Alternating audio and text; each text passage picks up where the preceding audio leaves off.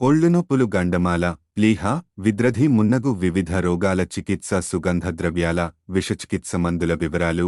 హే పార్వతీశ, అపరాజిత మూలాన్ని గోమూత్రంతో కలిపి తాగితే కంతి కనుమరుగైపోతుంది. మెడవద్ద భుజాలలోనూ నొప్పులు కలిగినప్పుడు ఇంద్రవారుని కషాయాన్ని చల్లని నీటితో కలిపి త్రాగిన జింగిని సుకగించి గింజలను నస్యంగా చేసి పీల్చిన వెంటనే ఉపశమనం కలుగుతుంది. అశ్వగంధ పిప్పలి ద్వివిధవచ కుష్ఠలను పలాస్త్రి చేసి గేదెవెన్నతో కలిపి లింగంపై పూస్తే దానిలోపలి నాళాలలో కలిగే నొప్పులు పోతాయి. అలాగే గుండెపై మృదువుగా రాస్తే అక్కడి నొప్పులు తగ్గుతాయి. కుష్ఠ నాగబాలల పలాస్త్రిని వెన్నతో కలిపి బాలికల వక్షస్సుపై రాస్తే యౌవనపు వంపుసొంపులు కనుల కింపుగా పెరుగుతాయి. ప్లీహ వ్యాకోచానికొక అరుదైన చికిత్స ఉంది. ఇంద్రవారునిక మొక్కని పెకలించి రోగి నామాన్ని గట్టిగా అరచి చెబుతూ దాన్ని దూరంగా విసిరివేస్తే రోగం తగ్గుతుంది. విద్రధి అనగా పైకి తేలకుండా ఉండే పుండు తెల్ల పునర్నవములాన్ని బియ్యపు కడుగుతో కలిపి తాగితే లోపల్లపలే మాడిపోతుంది. మహోదరంలోనగు వాటికి అరిటాకు భస్మం నీటిలో మరిగించి తాగడం మంచి విరుగుడు. అలాగే కదలిములాలను వెన్న బెల్లంలతో వండి త్రాగితే నడుము ప్రాంతంలో ఉండే క్రిములన్నీ నశిస్తాయి. రోజూ తెల్లారుజామునే నింబాకు పొడిని ఉసిరికకు అద్దుకొని సేవిస్తే కుష్టు మున్నగు రోగాలు నయమవుతాయి.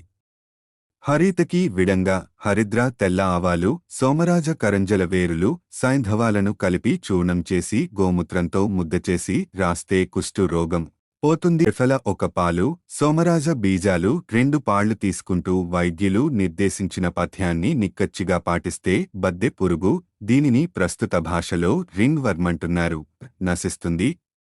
అలాగే హరిద్ర హరితాల దూర్వ గర్కుప్పులను గోమూత్రంతో ముద్దచేసి రాస్తే పామాయను బద్దె పురుగు చర్మవిషాలు నశిస్తాయి. తెల్లమచ్చల కుష్టును సోమరాజ విత్తనాలను వెన్న తేనెలతో ముద్ద చేసి పెట్టడం ద్వారా జయించవచ్చు.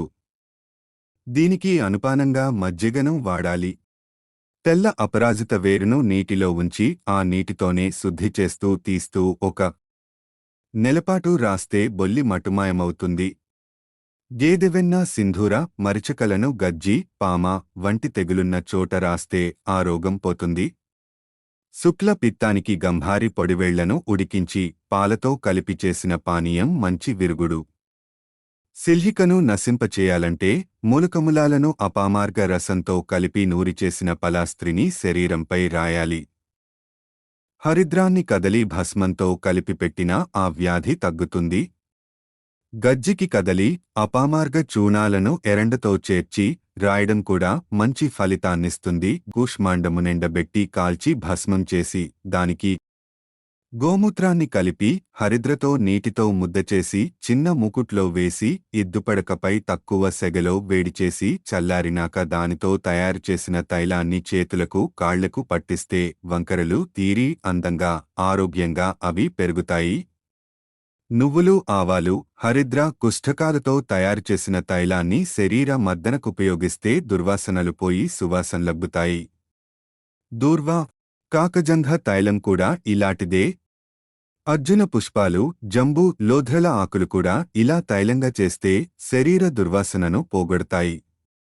లోధ్ర నీటిని కనుక లత పొడితో కలిపి శరీరానికి రాసుకుంటే వేసవి కాలంలో శరీరాన్ని బాధించేవేవి దరిచేరవు.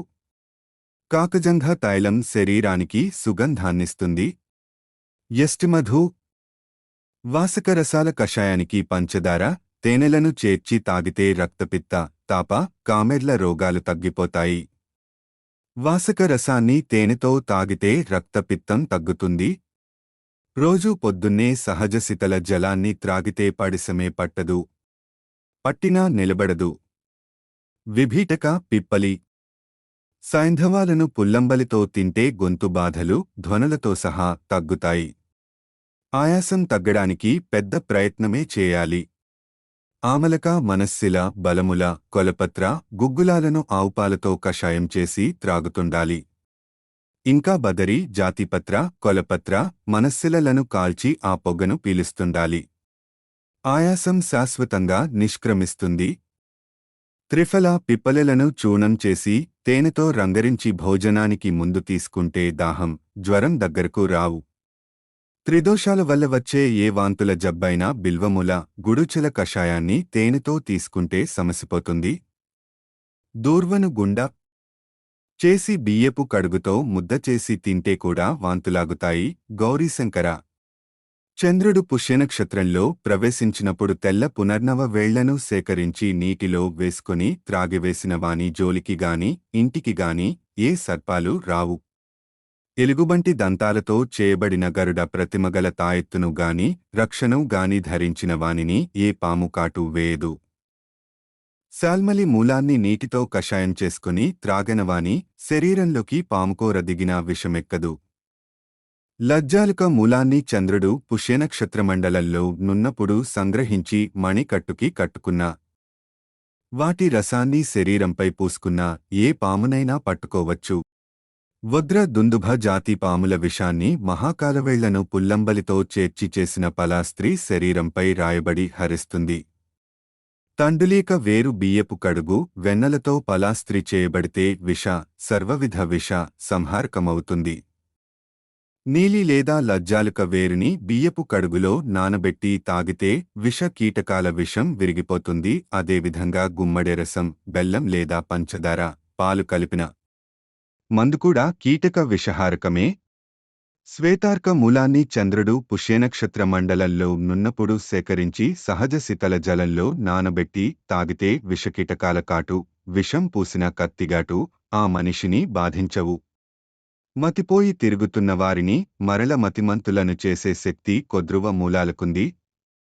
వీటిని బెల్లంతో పాలతో కలిపి త్రాగితే పోయిన జ్ఞాపక శక్తి మరల వస్తుంది.